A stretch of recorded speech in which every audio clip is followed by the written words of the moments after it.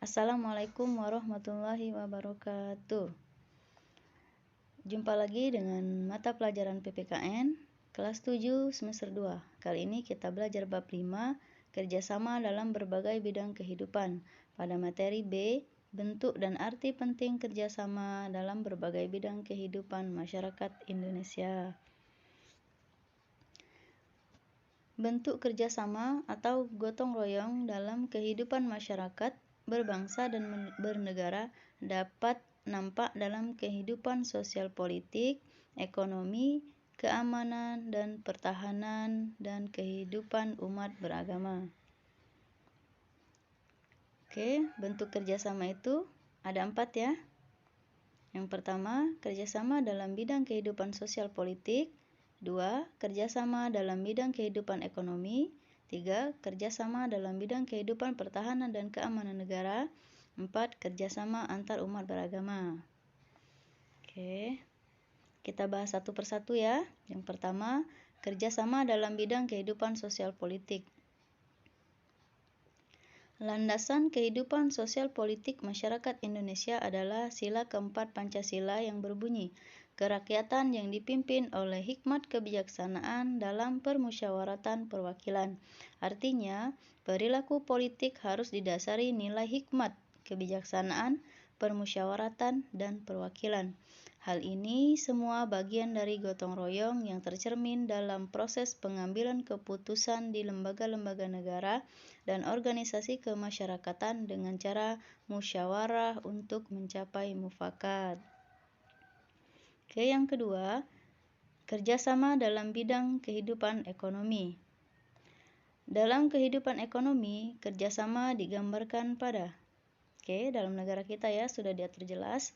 Yang pertama itu dalam pasal 23A Undang-Undang Dasar 1945 yang berbunyi, pajak dan pungutan lain yang bersifat memaksa untuk keperluan negara diatur dengan undang-undang.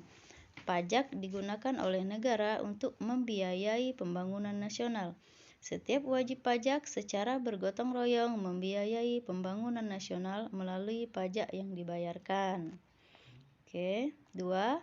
Pasal 33 ayat 1 Undang-Undang Dasar 1945 yang berbunyi, perekonomian disusun sebagai usaha bersama berdasarkan asas kekeluargaan. Artinya, dalam kegiatan usaha ekonomi digunakan prinsip kerjasama, saling membantu dalam suasana demokrasi ekonomi untuk mencapai kesejahteraan bersama secara adil. Oke, badan usaha yang sesuai dengan pasal 33 ayat 1 ini adalah koperasi. Oke, kenapa koperasi sesuai dengan amanat pasal 33 tadi? Keunggulan koperasi dibanding badan usaha lain antara lain: 1. Dasar persamaan, artinya setiap anggota mempunyai hak suara yang sama. 2. Persatuan, artinya setiap orang dapat diterima menjadi anggota tanpa membedakan agama, ras, suku, bangsa, dan jenis kelamin.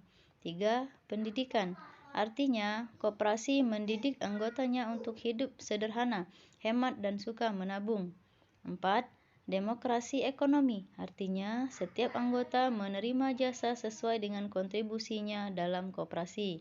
5. Demokrasi kooperatif, artinya koperasi dibentuk oleh para anggota, dijalankan oleh anggota, dan hasilnya untuk kepentingan anggota.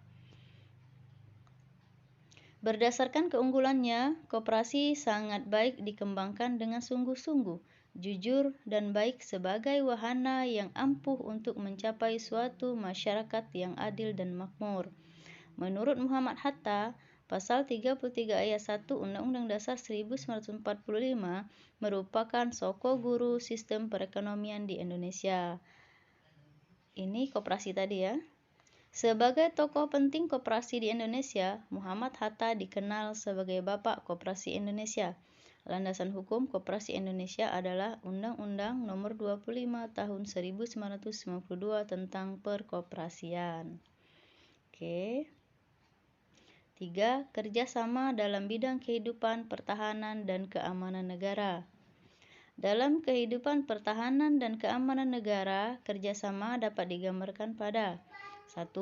Pasal 30 ayat 1 Undang-Undang Dasar 1945 yang berbunyi, tiap-tiap warga negara berhak dan wajib ikut serta dalam usaha pertahanan dan keamanan negara. 2. Pasal 27 ayat 3 Undang-Undang Dasar 1945 yang berbunyi, setiap warga negara berhak dan wajib ikut serta dalam upaya pembelaan negara. Jadi semua kita wajib ya untuk membela negara ini dengan cara dan porsi kita masing-masing.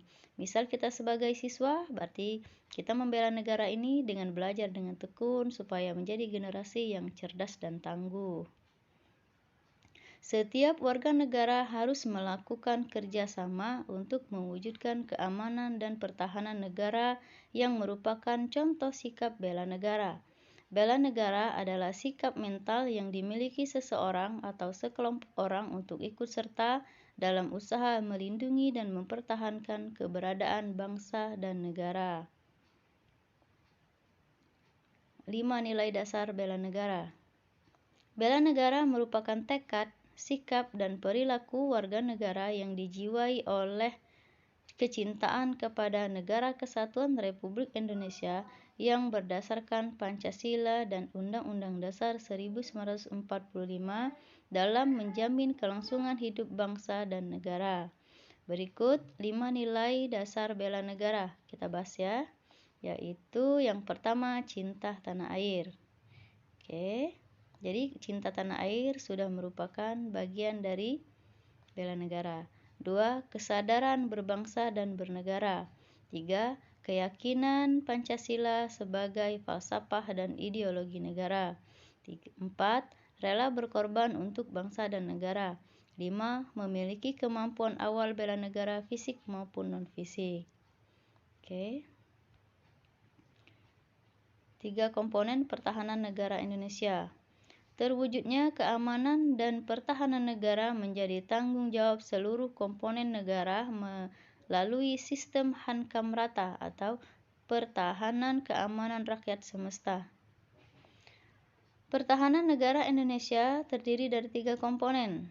Komponen itu antara lain sebagai berikut. 1. Komponen utama, yaitu Tentara Nasional Indonesia yang terdiri dari TNI Angkatan Darat, TNI Angkatan Laut, dan TNI Angkatan Udara.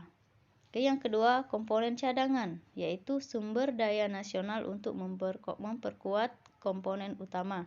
3. Komponen pendukung, yaitu sumber daya nasional yang terdiri dari sumber daya manusia, sumber daya alam, dan sumber daya buatan. Oke, keempat ya, kerjasama antar umat beragama. Indonesia sangatlah religius. Hal ini dapat dilihat pada A. Sila pertama Pancasila yang berbunyi, Ketuhanan Yang Maha Esa. B. Alinea ketiga pembukaan Undang-Undang Dasar 1945 yang berbunyi, atas berkat rahmat Allah yang Maha Kuasa dengan didorongkan keinginan luhur. C. Pasal 29 ayat 1 Undang-Undang Dasar 1945 yang berbunyi, negara berdasarkan atas ketuhanan yang Maha Esa. D. Pasal 29 ayat 2 Undang-Undang Dasar 1945 yang berbunyi, negara menjamin kemerdekaan tiap-tiap penduduk untuk memeluk agamanya masing-masing dan untuk beribadat menurut agamanya dan kepercayaannya itu. Insya Allah ya, religius banget Indonesia. Jelas-jelas sudah diatur dalam konstitusi negara kita. Untuk mewujudkan kehidupan berbangsa dan bernegara yang religius, dibutuhkan kerjasama antar umat beragama di Indonesia, yakni saling menghormati, tolong-menolong, dan toleransi. Kerjasama antar umat beragama dilaksanakan berdasarkan sikap-sikap sebagai berikut. 1. Saling menghormati umat seagama dan berbeda agama. 2. Saling menghormati lembaga agama, baik lembaga agama, umat seagama, dan umat berbeda agama. 3. Saling menghormati hak dan kewajiban sesama umat seagama dan umat berbeda agama. Oke. Dalam mengembangkan sikap kerjasama di berbagai bidang, kehidupan masyarakat, setiap warga negara harus menghindari sikap tidak terpuji seperti di bawah ini.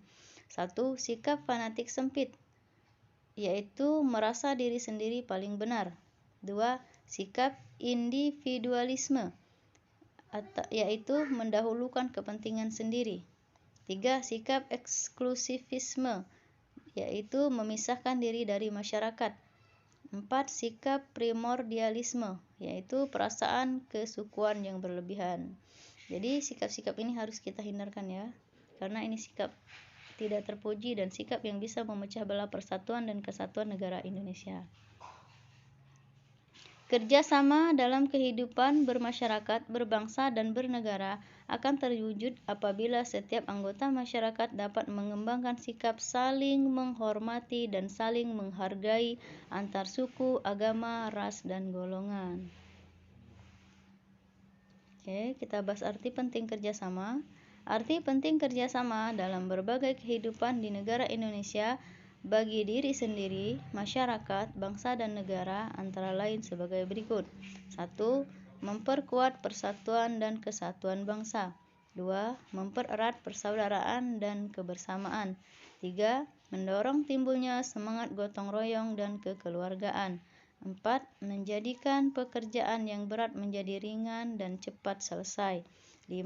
Meningkatkan efektivitas dan efisiensi dalam bekerja. Oke, ternyata amat sangat penting kerjasama itu. Oke, semoga bermanfaat. Sekian dari saya.